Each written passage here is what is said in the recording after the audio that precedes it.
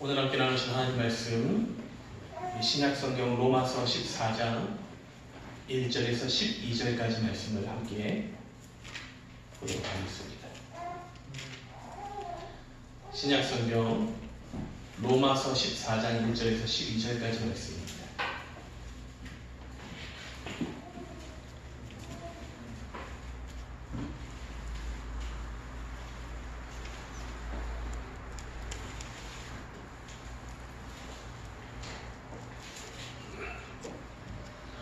신약성경 로마서 14장 1절에서 12절까지 말씀입니다. 신약성경 페이지 258페이지가 향해 있습니다.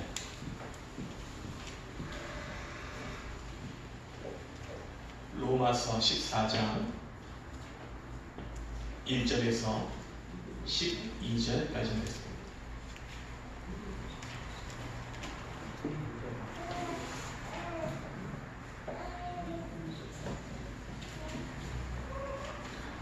신약성경 로마서 14장 1절에서 12절까지입니다. 다 찾으셨으면 저와 한 절씩 기록합니다. 믿음이 연약한 자를 너희가 받되 그의 의견을 비판하지 말라. 어떤 사람은 모든 것을 먹을 만한 믿음이 있고 믿음이 연약한 자를 책망하는 놈이라. 먹는 자는 먹지 않는 자를 업신여기지 말고 먹지 않는 자는 먹는 자를 비판하지 말라. 이는 하나님이 그를 받으셨습니다. 남의 하나님을 하나님은 누구냐? 그가 서 있는 곳이나 넘어진 곳이 자기 지면에 있으며 그가 세움을 받은 이들이니 이는 그를 세우시는 모든 주께 있으리라. 어떤 사람은 이 날을 저 날보다 낮게 여기고 어떤 사람은 모든 날을 같게 여기나니 각각 자기 마음으로 확정할지니라. 나를 주님 여기는 자도 주를 위하여 주님 여기고 먹는 자도 주를 위하여 먹으니 이는 하나님께 감사하며 먹지 않는 자도 주를 위하여 먹지 않으며 하나님께 감사합니다. 우리 중에 누구든지 자기를 위하여 사는 자가 없고 자기를 위하여 죽는 자도 없도다. 우리가 살아도 주를 위하여 살고 죽어도 주를 위하여 죽나니 그러므로 사나 죽으나 우리가 주의 것이로다. 이를 위하여 그리스도께서 죽었다가 다시 살아나셨으니 곧 죽은 자와 산 자의 주가 되려 하시니라. 내가 어찌하여 내 형제를 비판하느냐? 어찌하여 내 형제를 없으시느냐? 우리가 다 하나님의 심판대 앞에 서리라. 기록되었을 때 주께서 이르시되 내가 살았노니 모든 무릎이 내게 꿇을 것이요 모든 혀가 하나님께 자백하리라 하였느니라.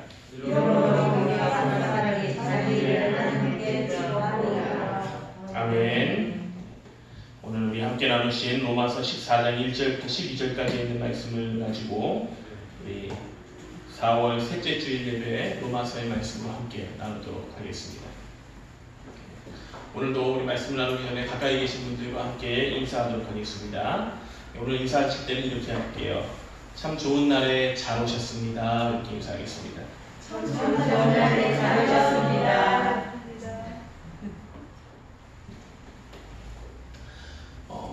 어제하고 오늘 중부지방에 미세먼지가 많다 그래가지고 걱정을 많이 했는데 생각보다 미세먼지가 별로 없는 것 같아요.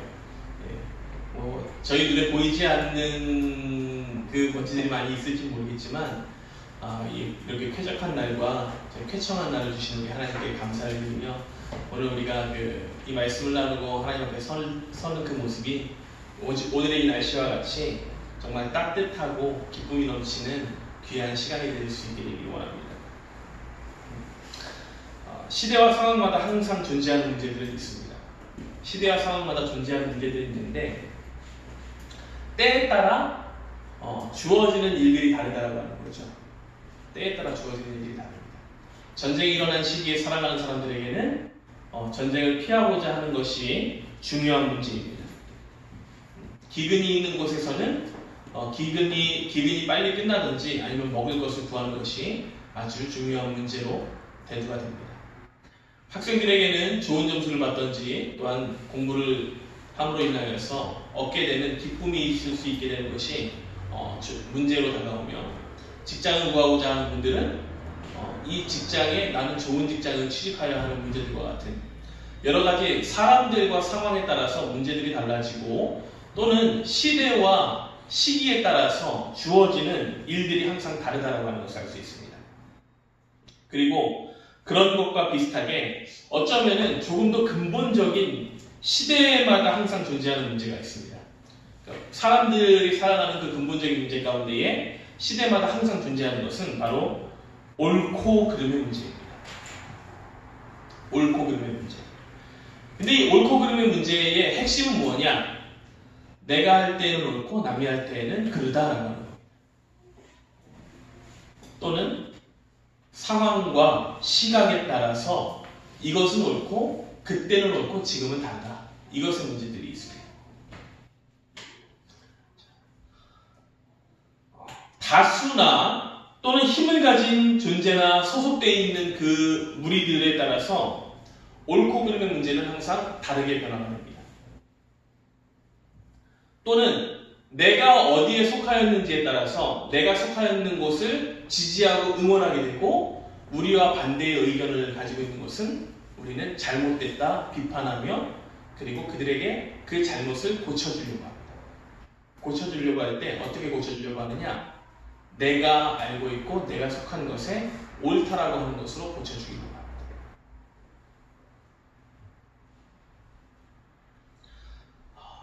이 문제들은 뭐 여러 가지의 것으로 생각을 해볼 수 있겠지만 나와는 다르다라고 해서 그들의 것이 저속하거나 또는 잘못된 길로 가고 있다라고 하는 것을 나도 모르게 이야기하고 전달하고자 하는 주입시키고자 하는 방법이 될 수도 있다라고 하는 것입니다. 나라들에 따라서 민족들에 따라서 이것은 또 상황이 다릅니다. 우리나라가 그 일제의 36년간의 그 침입을 하여서 그들의 식민지가 되었던 시기가 있었습니다.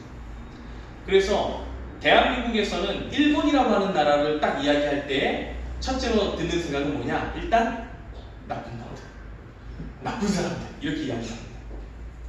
좋지 않아요. 그리고 우리의 문화나 말 가운데에도 수많은 일본의 그 문화들이 남아있음을 보면서 그것을 고쳐야 된다, 바꿔야 한다라고 이야기를 하고 살아갑니다.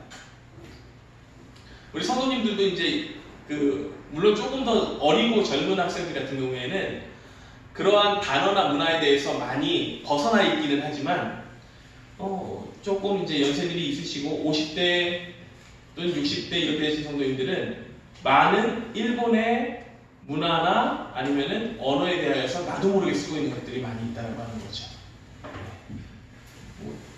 대체로 어떤 것이 있을까요? 음식 같은 거 또는 먹거나 물을 따르고 할 때 우리는 뭐 좀 젊은 사람들 요즘에 저는 가득 주세요 이야기하지만 어른들은 좀 편하게 이야기하실 때 예? 자네? 이빨이 지어주세요 뭐 이런 얘기를 하시잖아요. 예, 일본의 문화입니다. 예, 자연스러운 문화예요. 그리고 더 그것이 자연스럽게 살아있는 것을 보면은 건축이나 이런 현장들의 문화에서는 그 일제시대의 그 문화적인 단어들이나 이런 것들이 굉장히 많이 남아있습니다.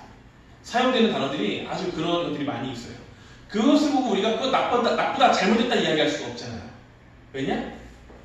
그것이 하나의 척도가 될 수도 있고 움직이는 방향이 될 수도 있다는 것입니다. 뭐 물론 비슷하거나 다른 케이스가 될 수 있지만 우리나라는 일제가 침범하여서 식민 기간을 가진 것을 보고 일본은 그 문화가 남아있기도 하면서도 그들에 대해서 굉장히 반감을 가지고 나쁜 이야기를 합니다. 나쁜 놈들. 근데 가까운 나라인 대만을 보게 되면 대만은 일본을 아주 좋은 나라로 생각합니다. 대만이 일본의 지배를 받았거든요. 근데 그들은 일본은 최고라고 생각해요. 많은 문화적인 큰 발전을 이루게 해준 나라. 그리고 잘 살게 도와준 나라. 일제의 그 시기를, 그들의 식민적 시기를 그걸 두고 아주 식민이라고 생각을 안 하고 도와준 시기로 생각을 하는 나라가 바로 대만입니다. 나라마다 상황마다 다르다라고 하는 것입니다. 그러면은 우리나라가 바라보는 그 일본에 대한 과거의 그 모습과 대만이 바라보는 일본에 대한 그 바라보는 모습 가운데 무엇이 옳고 무엇이 틀리느냐라고 합니다. 어떤 것이 옳겠습니까? 우리처럼 그들을 향해서 욕을 하는 것이 옳은 문화입니까? 아니면은 대만처럼 뭐 그렇다고 우리가 다 일본을 향해서 욕만 하는 건 아니에요. 예, 그냥 마음속에서 나쁜 사람 이런 마음이 있을 뿐이지 아니면 대만처럼 그 나라를 굉장히 우리를 도와준 좋은 나라 이렇게 생각을 하는 것이 옳은 문화이겠습니다.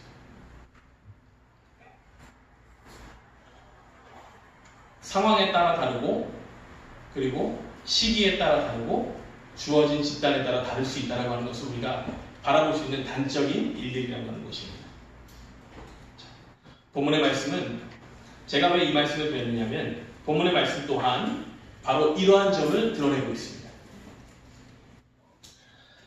당시에 로마의 시대에 살아가며 로마라고 하는 그 나라와 도시, 로마라고 하는 도시에 살아가고 있는 그 도시에 있는 교회 성도들에게 이러한 문제들이 존재를 했습니다. 로마 교회에 있는 아주 커다란 편함이자 문제였습니다. 그 문제가 무엇이었느냐? 음식의 문제와 절기의 문제로 인하여서 성도들이 상호간에 판단하고 비판하는 문제가 일어났다고 하는 것입니다. 로마 교회 안에 그런 문제들이 존재하고 있었던 거예요. 그리고 꼭 로마 안에 있는, 로마라고 하는 도시 안에 있는 교회들만 그런 문제가 있었느냐? 그렇지 않았어요.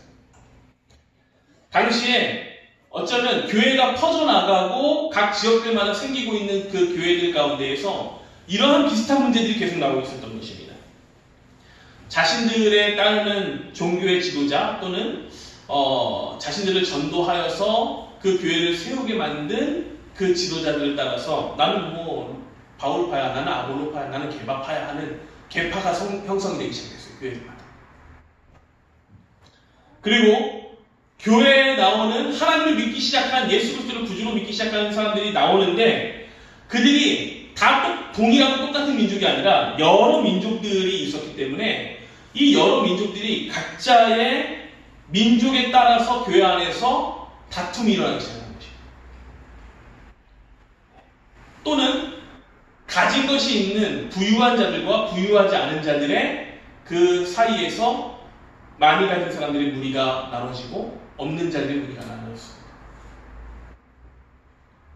이러한 문제들이 초대교회 문제들이 성찬회까지 가게 되는데 이 성찬을 할 때에 나랑 비슷한, 나랑 가까운 그 무리들이 성찬을 해야지 하면서 성찬을 하는 때에 자신들과 비슷한 무리들만 연락을 돌려서 빨리 교회에 와서 성찬을 해버리고 가는 경우도 생긴 거예요. 근데 우리는 이제 저희가 지난번에도 성찬식을 함께 교회에서 나누었지만 요즘에는 이렇게 떡과 포도주를 잔과 이렇게 드리잖아요. 하나씩. 근데 그 당시에는 그게 아니었습니다. 성찬 또는 애찬의 개념이 있었는데 빵을 크게 만들고 포도주를 커다란 잔이나 이런 것에 놔둬가지고 온 사람들이 뜯어먹는 겁니다. 뜯어먹고 잔을 마시는 거예요. 하나씩이 아니라 큰 잔에다 같이 마시든지 아니면은 빵을 푹 적셔서 먹는 거예요. 그러다 보니까 늦게 가면은 이게 먹을 게 없는 거예요. 성찬을 할 게 없는 거예요. 그래서 초대교회에서 나와 비슷한 무리들이나 아니면 나랑 같은 생각을 가지고 있는 무리들, 이러한 무리들끼리 서로 연락을 돌려서 빨리 가서 미리 성찬을 하고 성찬에 필요한 모든 것을 없애버리고 가는 겁니다. 다 먹어버리고 가는 그런 일들이 있습니다. 이것이 초대교회에 나타난 문제들 가운데 하나였습니다.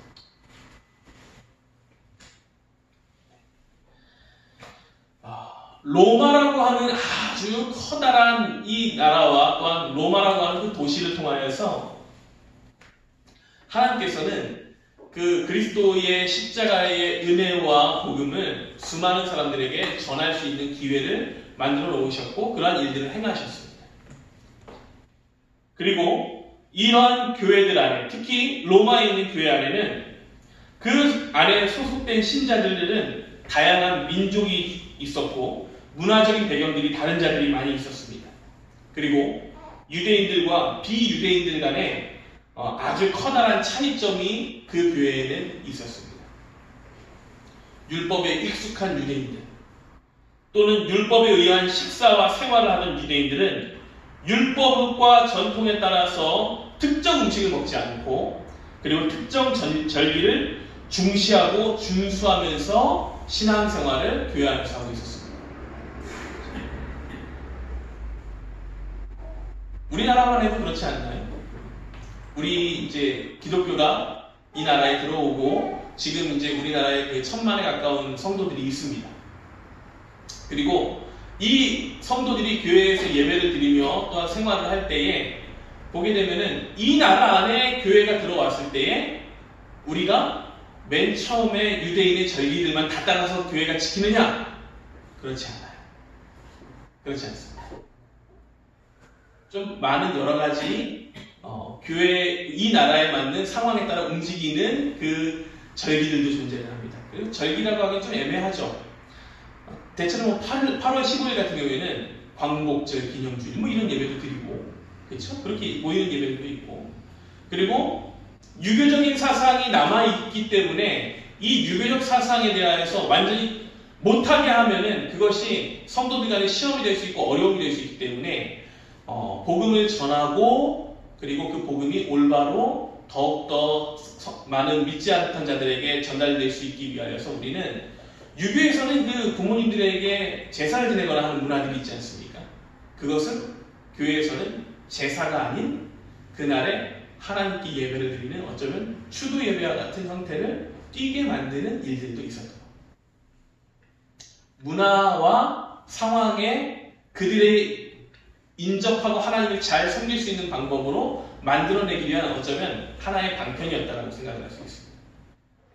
하지만 최대한 하나님께 예배를 하나님께 영광을 하나님께 돌리기 위하여서 하는 그러한 것들을 만들어내고 있었던 거예요. 당시에 이 교회들이 그러한 문제를 가졌던 겁니다. 자, 그런데 그때에 이 유대인들은 율법적인 것이 강하기 때문에 이방의 신들에게 드려졌던 그러한 물질들 또는 음식들에 대하여서 먹지 않고 그것을 버리는 전통과 그러한 일들이 있습니다. 그때 당시에 로마의 시장에서 유통되고 있는 고기들이 많았는데 이 고기의 상당 부분이 어떠한 것이었느냐? 이방의 신전에서 제물로 사용되었던 고기들이 시장에 유통이 되었습니다. 그러다 보니까 유대인들 출신의 이 신자들은 혹시 내가 모르는 사이에 저 고기를 내가 먹었을 때 내가 몰랐는데 저 고기가 이방의 신전에 드려졌던 고기였다 라고 하면은 혹시라도 모르게 내가 그러한 전통적인 것에 대하여서 하나님께 범죄를 한 것이 아닐까라고 생각을 하여서 육식을 아예 피하고 이전에 있는 말씀과 같이 채소만을 먹게 되는 채식주의자들이 로마에 있는 교회의 성도들에게 나타났던 것입니다. 본문 말씀 2절의 말씀으로 이렇게 나오는 거예요. 어떤 사람은 모든 먹을 만한 믿음이 있고 믿음이 연약한 자는 채소만 먹느니라. 믿음 가운데에서 모든 것은 다 하나님께서 주신 귀한 것이야 라고 하면서 하나님께서 주신 귀한 것이다 라고 하는 것을 믿는 믿음이 있는 자들은 그것을 먹는 것을 두려워하지 않았지만 그것이 내가 혹시 그것이 하나님께 큰 죄가 된 거 아닌가?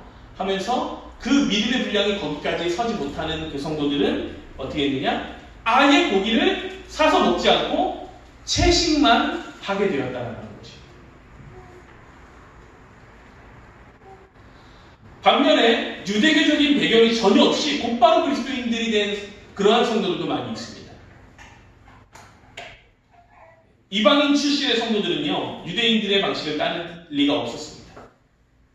이로 인하여서 갈등이 존재하였고, 바울은 이 문제의 해결점으로 먹는 자, 먹지 않는 자가 교회 안에서 서로 판단하지 말라고 오늘 본문의 말씀에서 권고를 하고 있는 겁니다. 비판하지 말라는 거죠. 1절, 3절, 4절, 10절에 있는 말씀을 통해서 비판하지 말라. 비판하지 말라. 비판하지 말라. 이렇게 이야기합니다. 오늘 말씀을 나누시는 오늘 성도님들 가운데도 이럴 수가 있습니다.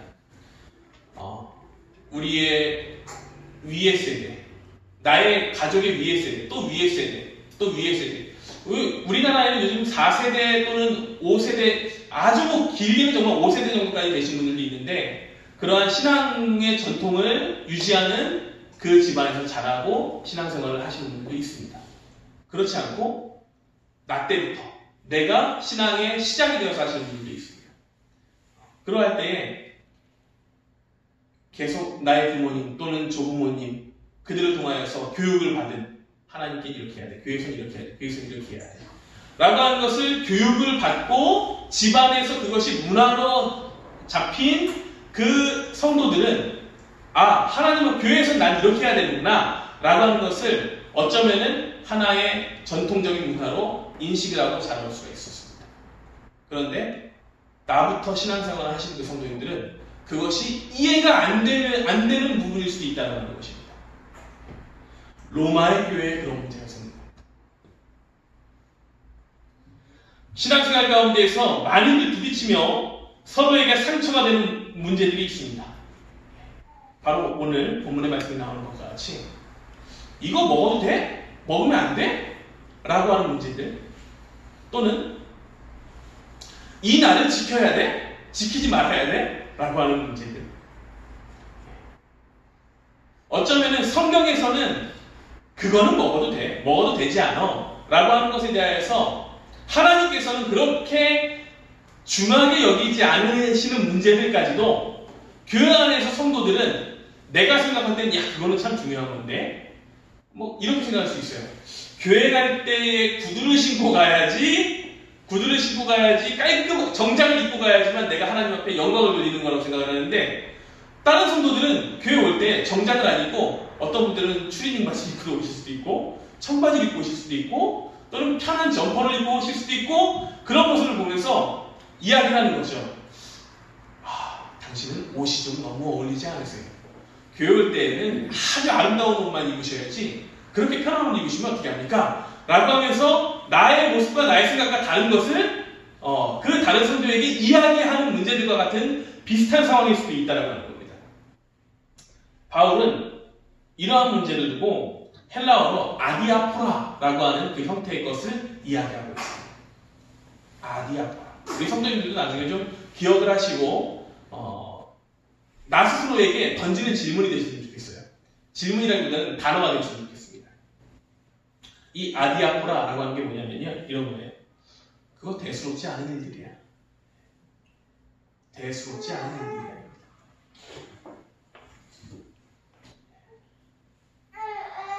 성도의 신앙생활 가운데에서 이러한 문화적인 문제들 또는 음식에 대한 그런 문제들, 그리고 또는 이전에 가지고 있던 전통과 관습에 관한 문제들에 관하여서는 관대하고 대수롭지 않게 대처할 수 있어야 한다는 것입니다. 대수롭지 않은 일들이야. 대수롭지 않은 일들이야. 믿음이 강한 성도는 약한 성도의 약점을 담당하여서 덕을 세울 수 있도록 그렇게 서로 힘을 줘야 하는 거고, 또한 상호 용납할 것을 권면하는 것입니다. 비판하지 말라. 그것을 가지고 상대방을 비판하지 말라. 다른 성도를 비판하지 말라입니다. 이 권면이 오늘 우리에게 얼마나 중요한 권면인지를 깨달아야 하는 것입니다. 본문 말씀 9절에서 12절에 있는 말씀을 보게 되면 이렇게 나옵니다. 이를 위하여 그리스도께서 죽었다가 다시 살아나셨으니 곧 죽은 자와 산 자의 주가 되려 하심이라. 네가 어찌하여 네 형제를 비판하느냐? 어찌하여 네 형제를 업신여기느냐? 우리가 다 하나님의 심판대 앞에 서리라. 기록되었을 때 주께서 이르시되 내가 살았노니 모든 무릎이 내게 꿇을 것이요 모든 혀가 하나님께 자백하리라 하였느니라. 이러므로 우리 각 사람이 자기 일을 하나님께 직고하리라. 이 말씀이 뭐냐면은 사실 그 전에 앞전에 있었던 말씀까지 연결이 되고 있는데, 바울이 왜 형제들 간에 서로 비판하느냐? 왜 비판하느냐? 아디아포라, 대수롭지 않은 일들을 가지고 왜 비판하려고 하느냐?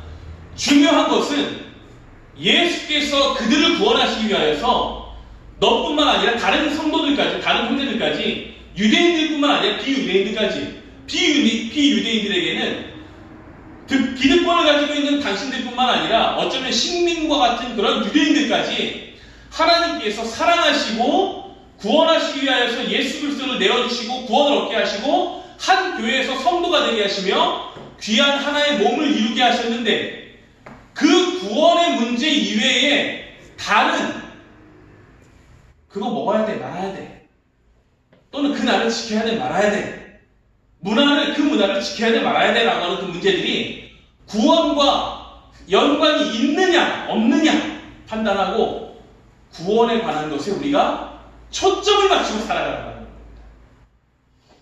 구원에 관한 것에 초점을 맞추고 살아가는. 그래서 제가 만약에 여러분들에게 이러한 여러 가지 것을 권면을 하고 또한 이것이 하나님께 옳은데 라고 하는 것에 대해서 내가 알고 있는 그 권면의 것을 생각을 할 때에 생각을 해보는 거예요. 과연 이것이 지금 저 성도에게 있어서 이 권면이 하나님의 구원을 이루는 것에 예수께서 저 사람을 사랑하고 그 사랑이 들어가는 것에 대하여서 인정을 하고 또한 인지를 할 수 있을 만큼의 믿음이 있는지 없는지를 판단을 하고 말씀대로 권면을 하면서 아직은 그것이 저들에게는 무리함이 있겠구나라고 하면은 조금 더 유보를 하고 나를 낮추고 죽일 수 있는 자들이 되어야 한다라고 합니다. 어려운 문제죠. 자, 빌립보서 2장 5절에 있는 2장 5절에서 8절에 있는 말씀을 보게 되면은 예수 그리스도에 대해서 이렇게 이야기를 합니다. 너희 안에 이 마음을 품으라. 곧 그리스도 예수의 마음이니 그는 근본 하나님의 본체시나 하나님과 동등됨을 취할 것으로 여기지 아니하시고 오히려 자기를 비워 종의 형체를 가지사 사람들과 같이 되셨고 사람의 모양으로 나타나사 자기를 낮추시고 죽기까지 복종하셨으니 곧 십자가에 죽으시니라. 예수께서 가르쳐 주신 길, 예수를 따르는 길에 대해서 우리에게 구원의 길, 복음의 길에 대해서 이렇게 이야기합니다. 우리가 성도가 그리스도인들이 예수를 따르는 자들이 된다라고 하면은 우리는 그의 가르침을 따라서 그의 모습을 따라서 살아가야 합니다. 라고 하면서 우리 안에 그 마음을 품으십시오. 예수 그리스도의 마음을 품으십시오. 예수님의 모습이 무엇이었느냐? 라고 하면서 예수님은 하나님과 동등된 분이시고 하나님이신데 자신의 신적인 자유를 제한을 하시고 스스로를 제한을 하시고 불완전한 우리를 용납하시기 위하여서 유대인뿐만 아니라 이방인들뿐만 아니라 유대인들까지 모두를 하나님께 영광과 감사를 돌리도록 하시기 위하여서 자기를 희생하시고 구원을 완성하셨다는 겁니다. 나의 높음을 드러내는 것이 아니라 큰 뜻을 위하여서 희생하셨다는 겁니다. 이를 통하여 우리는 하나님의 뜻, 예수 그리스도의 구속하심의 뜻을 이루기 위하여서 서로에게 예수님과 같이 나처럼만 해야 돼 라고 하는 것을 주입하는 것이 아니라 음식을 가지고 남을 지적하는 것만 하는 것이 아니라 지도하는 자들이 되어야 하는 것만이 아니라 맨날 이렇게 해야 됩니다 라고 해서 남을 가르치고 내 방식을 그들에게만 가르쳐서 나대로 하는 것만이 옳다라고 그들에게 모든 성도들에게 이야기하는 것이 아니라 서로 연합하는 방법, 하나님께 영광을 돌리는 구성의 목적에 부합하게 나를 낮추고 죽일 수 있는 자들이 되어야 한다. 이 교회 안에서 그렇게 해야 한다. 제가 오늘 성도님들께 질문 한번 드려볼게요. 먹는 것이 구원과 연관이 있습니까? 없습니까? 또 여러분들이 입는 것이 구원과 연관이 있습니까? 없습니까? 없어요. 특정한 날을 다른 날보다 중요시 여기는 것이 구원과 연관이 있습니까? 없습니까? 그것이 선과 악의 문제입니까? 아닙니까? 아닙니다. 단지 문화적 차이일 뿐입니다. 우리 이 나라에 있어서 8.15라고 하는 그날은 광복을 기뻐하는 날이지만 일본에게는 패전을 이야기하는 슬픈 날입니다. 우리는 식사를 할 때 숟가락과 젓가락과 같은 도구를 이용하지만 인도권에 있는 문화의 나라들에서는 사용하지 않습니다. 오른손을 사용하여 밥을 먹는 것, 그것이 그들에게 있어서 커다란 예의입니다. 상황에 따라 다르다라고 하는 거예요. 예전에 제가 책에서 봤던 하나의 조크 아닌 조크가 있습니다. 여러분들도 영화로 보셨던 그 타이타닉호에서 배가 침몰을 하고 있었거든요. 그래서 작은 구명정에 배를 띄워서 거기에 사람들이 많이 탔는데 그곳에 각국에서 수많은 사람들이 탔대요. 근데 사람들이 너무 많이 타가지고 이대로 가면 다 죽게 된 거예요. 그래서 어떻게 할까 하는 그 가운데 한 영국인이 일어나서 그랬답니다. 나는 신사의 나라 영국의 사람으로서 내가 신사처럼 당신들을 위해서 날 희생하겠습니다 하면서 바닷속으로 자신을 던져줍니다. 그리고 나서는 다른 그 여러 국가의 사람들이 자신들의 국가와 신념에 따라서 나 또한 그렇게 할 것이다 해서 그 이야기를 하면서 배에서 뛰어내렸대요. 동명정에서. 그리고 이제 한 명만 더 뛰어내리면 그 나머지 사람들이 살 수 있는 때가 되었습니다. 그때 대한민국 사람이 일어나서 그랬답니다. 대한민국 만세를 외치면서 일본 사람을 배 밖으로 밀어버린다는 거죠. 우리에게 있어서는 이것이 굉장히 큰 쇼크죠. 우리가 얼마나 그들을 싫어하고 미워하는지에 대해서 알려주는 건데 일본 사람들이 이 이야기를 들었으면 어땠을까요? 굉장히 씁쓸하고 마음이 아프겠죠. 상황과 문화에 따라 어쩌면 세상의 방식과 세상의 문화는 그곳에서는 옳고 아름답고 선하고 좋은 것이지만 다른 곳에서는 좋지 않고 슬프고 아픈 문화다.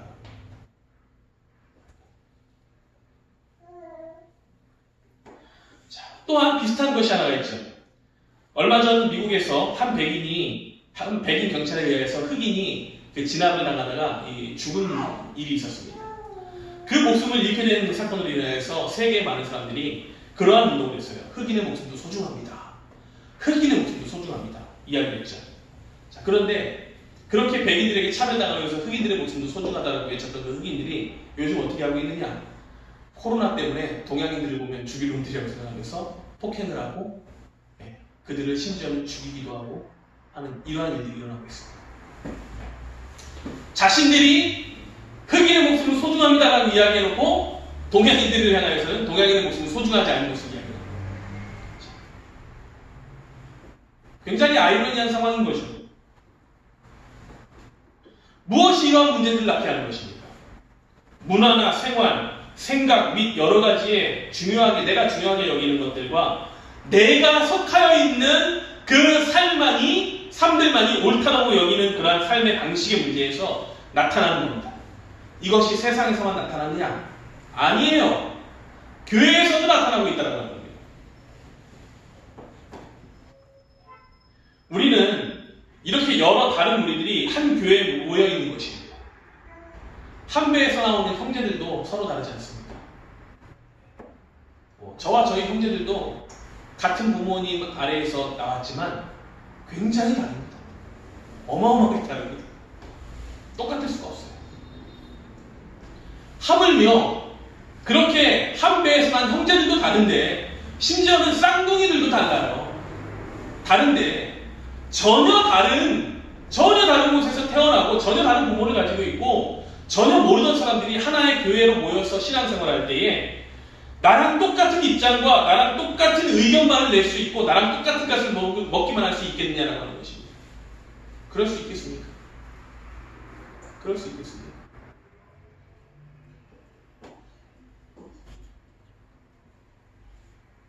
그렇게 다를 때에 내 의견만을 이야기해서 그것이 교회가 옳게 가는 방법이라고만 이야기할 수 있겠습니까? 아닙니다. 그것은 하나님의 뜻이 아닙니다. 하나님의 뜻은 예수 그리스도를 통한 구원을 주시기 위한 길이 방해가 되고 문제가 되어서는 안 되는 것입니다. 구원의 길에 방해가 되고 반대가 되는 것을 두고 우리는 무엇이라고 이야기하느냐? 아까 전에 바울이 이야기한 것처럼 아디아포라. 그게 뭐냐? 대수롭지 않은 일들 아니냐? 대수롭지 않은 일들 아니냐?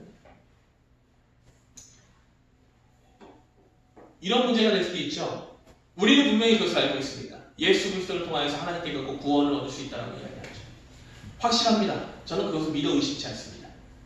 그러나 우리에게 있어서 그것이 통용이 되나 세상에 있는 사람들에게 가서 예수 믿고 구원 얻으십시오. 예수 믿지 않으면 지옥 갑니다. 라고 이야기하게 되면 그것이 그들에게 구원의 역할을 하게 됩니까? 아니면 더욱더 하나님을 미워하고 하나님 앞에 나오는 것을 꺼려하게 되는 문제를 만들게 됩니까?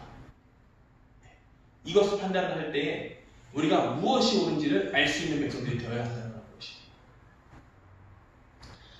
당시에 로마 교회에만 이런 문제 있는 거 아닙니다. 지금 우리들에게도 마찬가지로 여전히 유효한 그런 원리입니다. 오늘날과 같이 시대가 신속하게 변하고 또한 다원화된 이 문화적 사회에서는 한 교회를 구성하는 성도들의 사회적이고 문화적인 배경들이 더욱 복잡해져 있기 때문에 우리는 이것에 대해서 더욱 깊이 생각해야 됩니다. 성도들 간의 가치관의 차이가 있을 수 있고 신앙생활에 대한 인식의 차이 또한 다양할 수 있습니다. 자, 그러할 때에 나만의 것이, 우리들만의 것이, 내 주변의 것이 나와 비슷하게 생각하는 것만이 옳다라고 생각하는 것이 아니라 교회의 머리가 되신 예수 그리스도의 뜻을 이루고 성장하며 땅끝까지 이르러 증인이 될 수 있게 된다라고 생각할 수 있는 방법을 우리가 찾고 당연히 그 길에 따라서 우리 이 교회가 나아가며 성도들이 신앙생활을 해야 한다는 것입니다. 마태복음 12장 25절에 있는 말씀에서 예수님께서 이렇게 말씀하셨죠. 스스로 분쟁하는 나라마다 황폐하여질 것이요 스스로 분쟁하는 동네나 집마다 서지 못한다. 그리스도의 몸인 교회는 분쟁하고 다툼이 있으면 결코 설 수가 없습니다. 오직 성령 안에서 의와 평강과 희락이라고 하신 하나님의 나라를 결코 이룰 수도 또한 누릴 수도 없게 됩니다. 우리 오늘 말씀을 나누는 귀한 성도님들, 우리가 교회에 있어서 문제가 되는 것들, 이 아디아포라의 문제, 대수롭지 않은 것들, 복음에 관한 것이 아니라 구원에 관한 것이 아니라 어쩌면 하나의 삶의 방식이나 그러한 것들을 가지고 너무 성도들에 대해서 비판하거나 또는 그들을 욕하는 성도들이 아니라 저들 또한 하나님께서 사랑하셨지. 저 방식 또한 하나님께서는 인정하시고 그리고 천천히 하나님께서 그 뜻 안에서 변화시켜 주시는 것이겠지 라고 하면서 우리의 임의의 문제들을 차단할 수 있는 우리 교회가 되었으면 좋겠습니다. 저는 우리 교회가 이런 교회가 되길 원합니다. 용납하고 배려하는 교회가 되는 것입니다. 판단하는 교회가 아니라, 판단하는 성도들이 아니라, 지적하는 성도가 아니라 우리가 다 그리스도의 심판대 앞에서 드러난 죄인에 불과하다는 것을 깨닫고 내가 죄인인데 남은 어떻게 지적하겠느냐라고 하는 그러한 겸손함을 가지고 나아가는 교회가 되었으면 좋겠습니다. 누가복음 36절 이하에 있는 말씀에 예수님께서 이렇게 말씀하셨죠. 너희 아버지의 자비로우신 같이 너희도 자비로운 자가 되라. 비판하지 말라. 그리하면 너희가 비판을 받지 않을 것이요. 정죄하지 말라. 그리하면 너희가 정죄를 받지 않을 것이요. 용서하라. 그리하면 너희가 용서를 받을 것이요. 주라. 그리하면 너희에게 줄 것이니 곧 후이되어 누르고 흔들어 넘치도록 하여 너희에게 안겨주리라. 너희가 헤아리는 그 헤아림으로 너희도 헤아림을 도로 받을 것이다. 예수님께서 하신 말씀이 정죄하지 말아라, 비판하지 말아라, 용서하라, 용납하라. 그러할 때에 하나님께서 우리가 용서함과 용납함으로 보이는 예수 그리스도의 사랑과 겸손하는 모습을 인하여서 믿지 않는 자들 또는 믿음이 연약한 그 성도들 또한 하나님의 참뜻이 무엇인지를 알고 하나님께 나오는 그 길이 열리게 될 것이다. 그러므로 하나님 앞에서 칭찬받고 상받는 자들이 될 수 있다라고 하는 것입니다. 우찌무라 난주가 이런 얘기를 했죠. 다른 성도를 판단하는 일은 남의 것을 훔치고 강간하고 살인하는 죄와 다름없는 죄와 같다라고 하는 것입니다. 우리 사랑하는 함께 오는 교회 귀한 성도님들, 또한 말씀을 나누는 귀한 모든 성도님들, 우리 모두 사랑하는 자가 됩시다. 용납하는 자가 됩시다. 구원의 문제에 있어서 중요한 것이 아니라면 내가 하는 것이 다 맞을지라도 우리 교회는 성도와 성도가 주님 안에서 따뜻한 가슴으로 서로를 바라보고 오래 참아서 그 뜻과 참 사랑을 전달하는 아름다운 공동체가 될 수 있고 모범적인 공동체가 될 수 있게 되기를 그렇게 우리 주 예수 그리스도 이름으로 축원합니다. 기도하겠습니다.